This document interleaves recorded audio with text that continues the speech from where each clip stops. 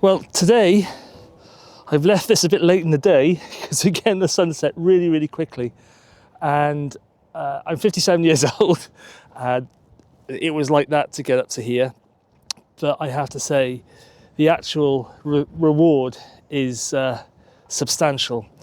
Obviously I'm at Glastonbury Tor, and as you can see, it's looking magnificent. Today is the 12th of December, I think, 2025, and it's just turned into a fantastic day with a fantastic sunset. And yeah, it's just brilliant.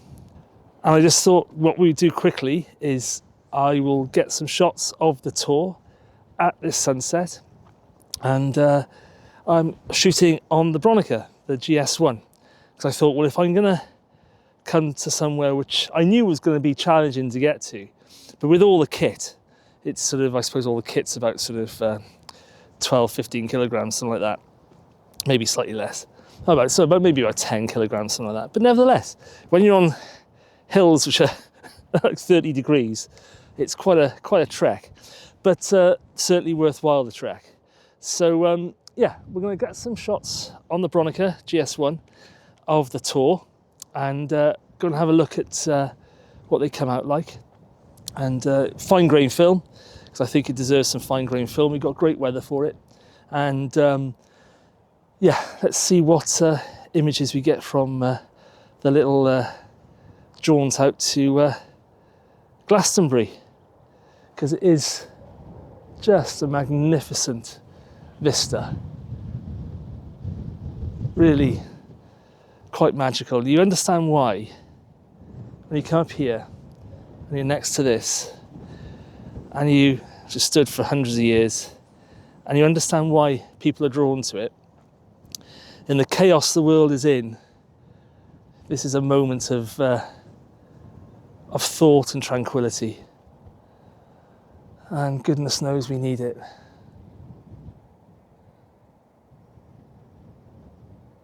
So let's take some pictures.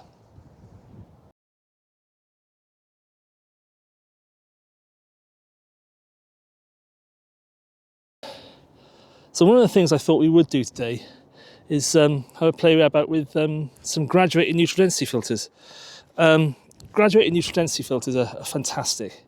They are an essential filter still to this day, and as the name suggests, they're graduated, and the graduated part is neutral density. So it doesn't change the colour, but it gives you a nice gradation in camera. And obviously by doing that, you then extend your dynamic range, which is really important, because I know camera sensors these days have fantastic dynamic range digitally, but on film days they didn't. It was like 5 stops, so you'd use a graduated neutral density filter.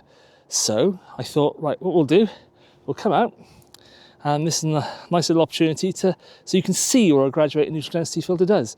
And we'll do a before and after of this shot, and you can see a difference.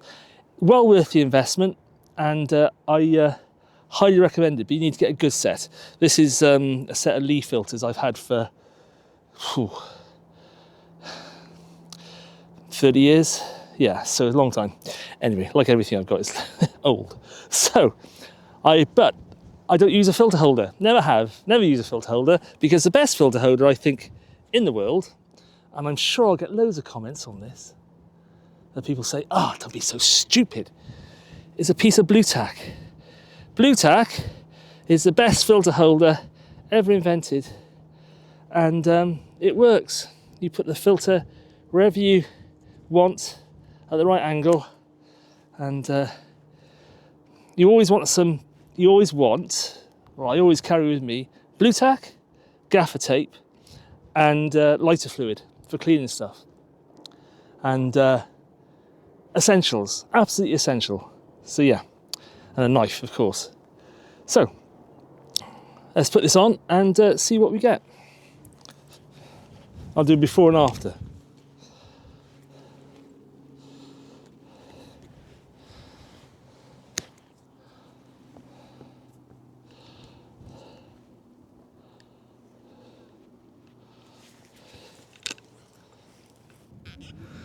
So the thing is now, with the people here, all the people on the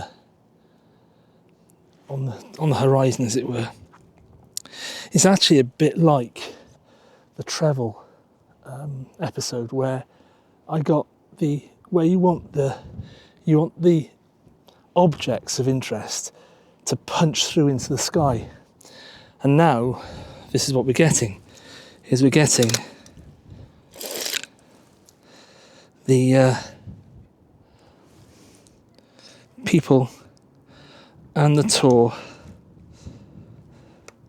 punching through the sky.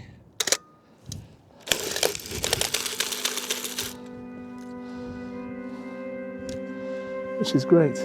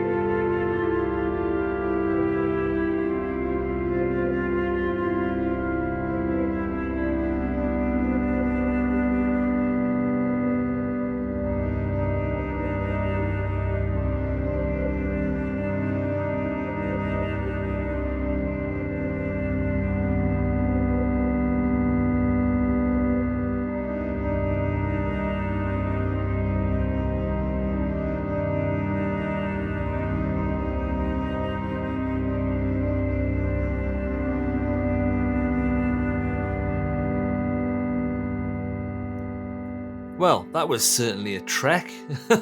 It's very steep, and I came at it. There's sort of two slopes really. There's a longer, shallower slope and a shorter, steeper slope.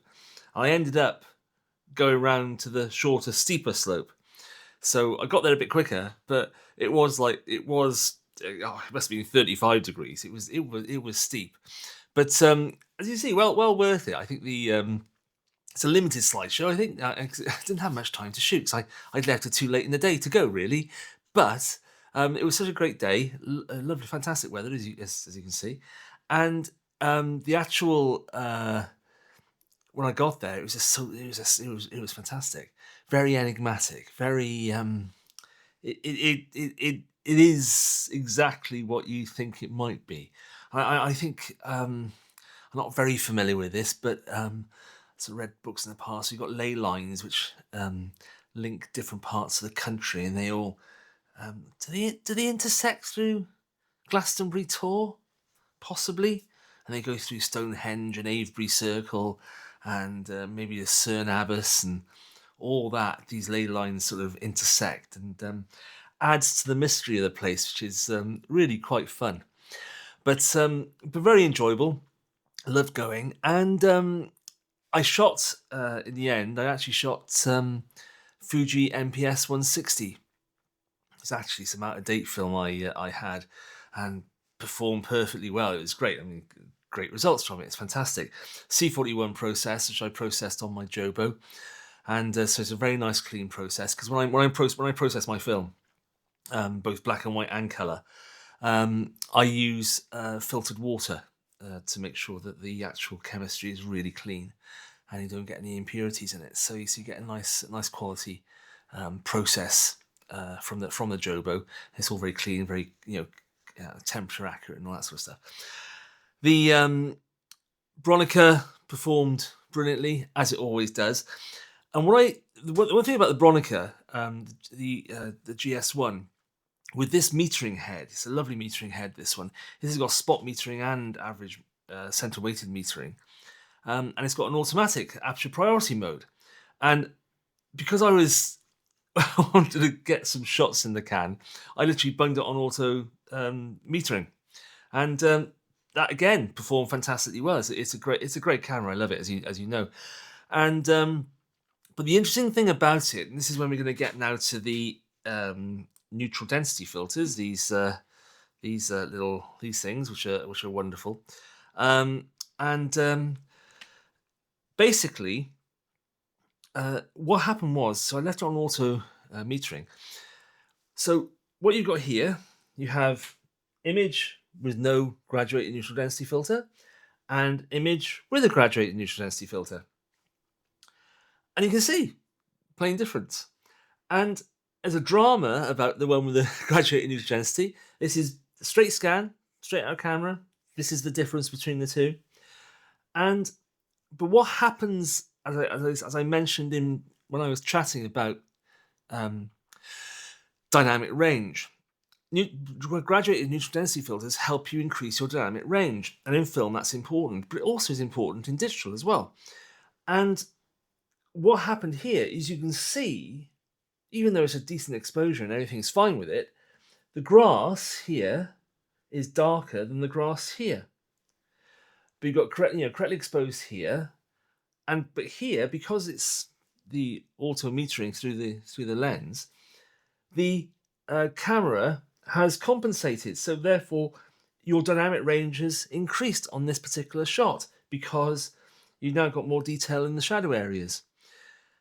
So as a consequence of it, the graduated neutral density filter does its job really well. And and also what's different about it, I suppose people would say, well, you've also darkened the top of the tower. Of course I've darkened the top of the tower because it's in front of the lens. And you would say, well, maybe you're better off nowadays, doing a selection around the tower and darkening just the blue sky, which is absolutely fine. And I get it. And yeah, that would be a really great thing to do. But what you've got to bear in mind is with film, when you were printing in the darkroom or, you process the particularly transparency film, graduated neutral densities were really, really important for transparency film, where you had the film is what you got. You had no manipulation after the event, even with color printing on this is C41 negative film. But even when you had C41 negative, you still could dodge and burn in the darkroom, and you could achieve, you could pull back areas and stuff. With transparency film, what you got is what you got, and that was that. And that's why graduated neutral density filters and polarizing filters were so important, are still so important, and are still important now, I think, to carry with you in the digital arena.